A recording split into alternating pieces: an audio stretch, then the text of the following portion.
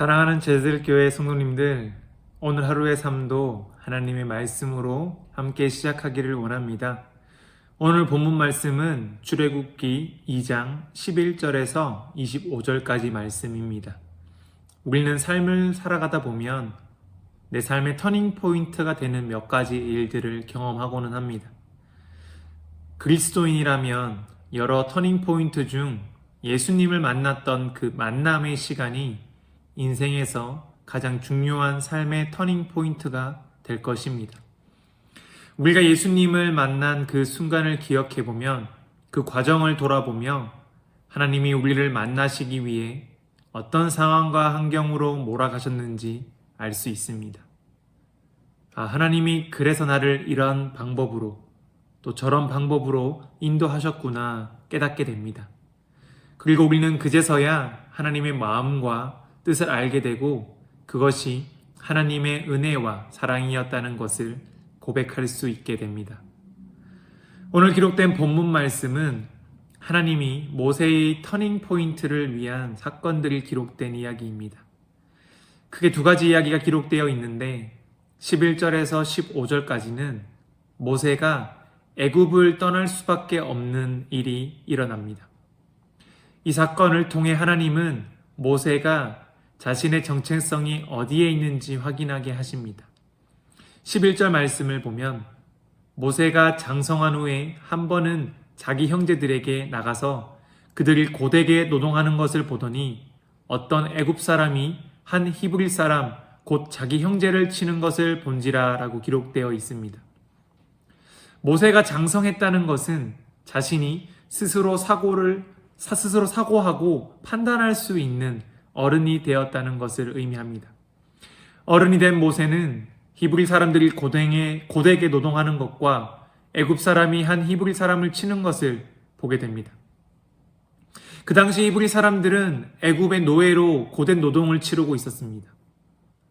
한 애굽 사람이 일을 잘 못하는 히브리 사람이 있다면 사실 그를 치는 것은 당연한 모습일 수 있습니다.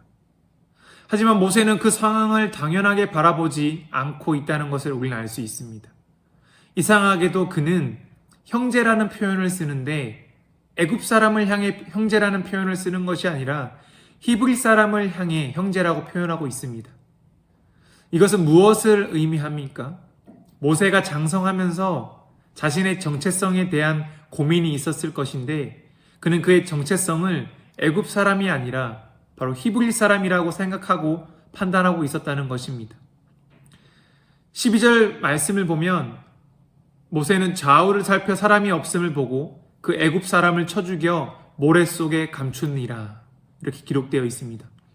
모세는 자기 형제 히브리 사람 치는 것을 보고 계획적으로 그 애굽 사람을 쳐 죽이고 모래 속에 감추게 됩니다.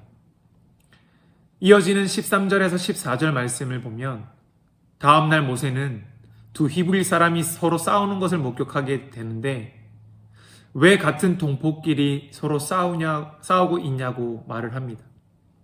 하지만 두 히브리 사람은 모세를 향해 누가 너로 우리의 주제와 법관을 삼았느냐고 화가 나서 소리를 지릅니다. 이것이 무슨 상황입니까? 모세는 히브리 사람을 자기 형제라고 여기고 애굽 사람을 쳐 죽이기까지 했는데 정작 히브리 사람들은 모세를 자신들과 같은 부류의 사람으로 간주하지 않고 있다는 것을 발견할 수 있습니다.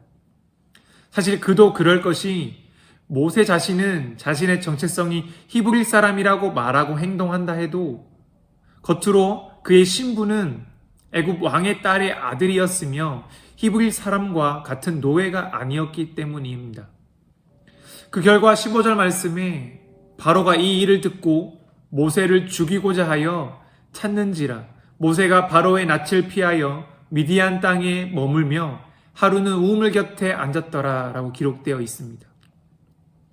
이 사건의 결과로 모세는 애굽인뿐만 아니라 자기 동족으로부터 떨어져 나가 혼자 몸이 되는 결과를 가져오게 됩니다. 그는 모든 자리를 떠나 미디안 광야로 도망가게 됩니다. 애굽 왕의 딸의 아들로 부족함 없이 풍족하게 모든 것을 누리며 살았던 모세는 그의 정체성에 대한 고민과 그에 따른 행동에 대한 결과로 삶의 변곡점, 즉 터닝 포인트가 생겨나기 시작했습니다. 그리고 이어지는 본문 말씀 16절에서 22절까지 내용을 살펴보면 모세가 미디안 제사장 르우엘이라 하는 사람의 7딸의 양떼 먹이는 일을 도와주면서 자신의 가정을 이루게 되는 사건이 기록되어 있습니다. 자신의 딸을 구해준 이 르우엘은 모세와 동거하기를 기뻐하여 그가 그의 딸 십보라를 모세에게 주었고 그로 인해 모세가 아들을 낳게 되었는데 그 이름을 게르솜이라 지었다고 기록되어 있습니다.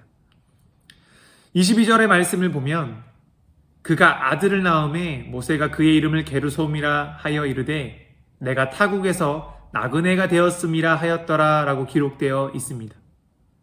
이 문장을 원어로 보면 내가 지금 나그네가 되었다는 의미가 아니라 내가 나그네였다로 해석하는 것이 옳은 해석입니다. 즉 내가 타국에 있을 때 애굽 땅에 있을 때는 나그네였다는 것입니다. 모세의 출생지인 애굽은 결코 그의 고향이 아니었고 아무리 그가 애굽과 애굽인의 생활 방식을 잘 알고 잘 살아오고 있었다 하더라도 그곳에서 모세는 그저 나그네일 뿐이었다는 것을 의미하고 있습니다. 생활적인 면만 따져본다면 모세의 미디안 광야의 삶이 애굽의 삶의 방식보다 더 불편할 수도 있습니다. 하지만 모세는 그것이 중요하지 않았습니다. 애굽에서 모세는 애굽인들 뿐만 아니라 동족들에게조차 배척을 당했습니다. 그러나 미디안에서 그는 전혀 알지 못하는 사람들 가운데로 받아들여졌고 더 이상 나그네가 아니게 되었습니다. 모두에게 버림받아 미디안 광야로 떠나온 모세는 그곳에서 가정을 이루고 본인의 고향으로 여기게 되었습니다. 우리가 출애굽기 3장을 통해 살펴보겠지만 모세는 이곳에서 하나님의 이끄심을 따라 호렙산에서 하나님을 만나게 됩니다. 그때 모세는 하나님의 자녀로 자신의 정체성을 명확하게 확립하게 됩니다. 그리고 모세는 이스라엘 민족의 지도자로 세움을 받아 다시 애굽 땅을 향해 나아가 노예로 고통 중에 있는 이스라엘 백성을 구원할 구원자의 역할을 감당하게 됩니다. 하나님은 모세를 부르시기 위해 오늘 본문 말씀의 사건들을 통해 그를 미디안 광야 땅으로 인도하셨습니다. 모세는 미디안 땅을 도망을 간 것으로 알고 있었지만 하나님은 그곳에서 모세를 만날 모든 것을 이미 예비하고 있으셨습니다. 우리의 삶도 마찬가지입니다. 제가 서두에 말씀드렸듯이 우리에게 가장 중요한 터닝 포인트는 우리가 예수님을 인격적으로 만난 그 시기임에 틀림없습니다. 모세는 미디안 광야에서 하나님을 만나 이스라엘 백성을 구원하는 지도자로 세움받고 하나님을 만나기 이전과 이후에 삶이 완전히 달라진 삶을 살아가게 됩니다. 우리의 삶은 어떻습니까? 하나님이 우리 삶의 변곡점, 즉 터닝 포인트를 만드시는 이유는 우리가 그 과정들을 통해 다시금 하나님의 자녀로 쓰임 받기를 원하시기 때문이라는 것을 우리는 기억할 수 있어야 합니다.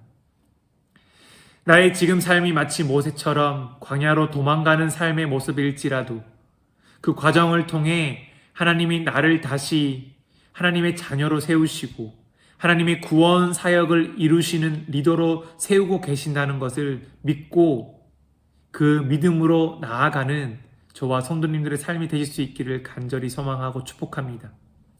저와 성도님 우리에게 주어진 오늘 하루의 삶 속에서도 이러한 믿음으로 하나님의 뜻에 순종하며 헌신하는 삶이 되실 수 있기를 간절히 소망하고 축복합니다.